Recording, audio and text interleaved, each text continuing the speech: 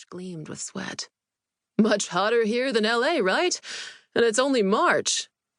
He gestured toward the empty styrofoam bowls on the table. "You like Taiwanese food? Even the broiled intestines and the vermicelli?" "My daughter eats very well." "Wah, like you then." Lee jabbed a finger into my father's side. "Uncle Lee, have you eaten yet?" Lee smiled. "She's quite mature, good manners." He glanced at my father approvingly. "All foreign-born girls, not this way. Sometimes you hear stories about overseas children." I felt my cheeks warm under Lee's scrutiny. "And your Mandarin isn't bad," he said. "I thought your father was exaggerating, going on about my daughter Jane doing this and that, memorized the periodic table when she was only 12, super #1 classical piano." "My mother stuck me in Saturday Chinese school for years," I said. "Baba bribed me with McDonald's." "Lee and I used to compete in the university badminton courts," Baba said. I was glad for the subject change.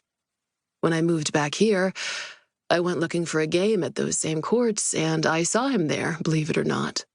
"In our college days, the girls crowded the bleachers," Lee said, "just to catch a glimpse of your father in those white athletic shorts." "Lee, don't make up stories." "Sometimes. He even played bare chest," Lee said, grinning. He pantomimed pulling off his shirt with a flourish of his arms. "Quite a scene you created, brother." "You, Baba?" "Not me," he replied. "You must be remembering someone else, Lee." "Don't be so modest," said Lee. "Your father was the school prince." Baba shook his head. "We all knew he'd be the one to go to America." "I was lucky, that's all," said my father. "Luck!" Lee exclaimed. "You're brilliant. You worked hard." "I made certain choices," Baba said. "Left or right." "Like deciding to move back here," I said, with more force than I intended. "And stay here," I added. "Or was that luck?" A silence. Then Lee laughed lightly, a sound almost as if he were clearing his throat. He exchanged a look with my father, and I saw something pass between them, the wordless language adults believe only they know how to speak. My father was silently apologizing to Lee. "My daughter is a moody, sensitive girl, prone to bursts of emotion, and something about these old stories puts her in a sour mood. She's in her last year of high school, but still a child, still childish. I'd better get her home."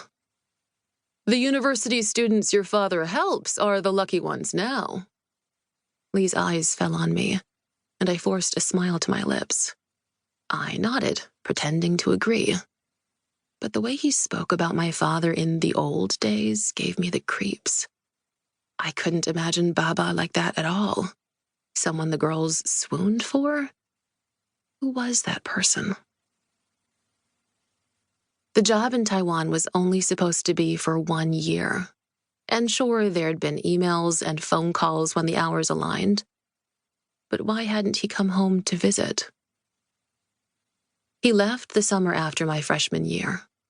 Before that, Baba had been out of work for I didn't know how long. At some point when I was still in junior high, he'd been laid off from his job at Boeing out in Long Beach. Ma was selling houses, out every weekend at showings, wooing clients over dim sum, managing contractors in every suburb in LA County where Chinese-speaking families lived.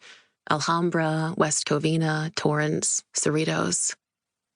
All I remember Baba doing during that time? He stayed in bed and read comic books.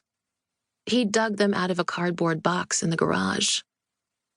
Sometimes I sat next to him with my own reading, a novel assigned for English class or an issue of Sassy borrowed from Fiona, my best friend.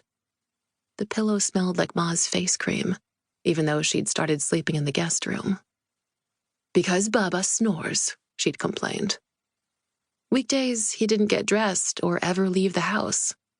No more badminton at the park on Saturday afternoons with the other church dads, and he stopped accompanying Ma to Sunday service at First Chinese Calvary over on South Street.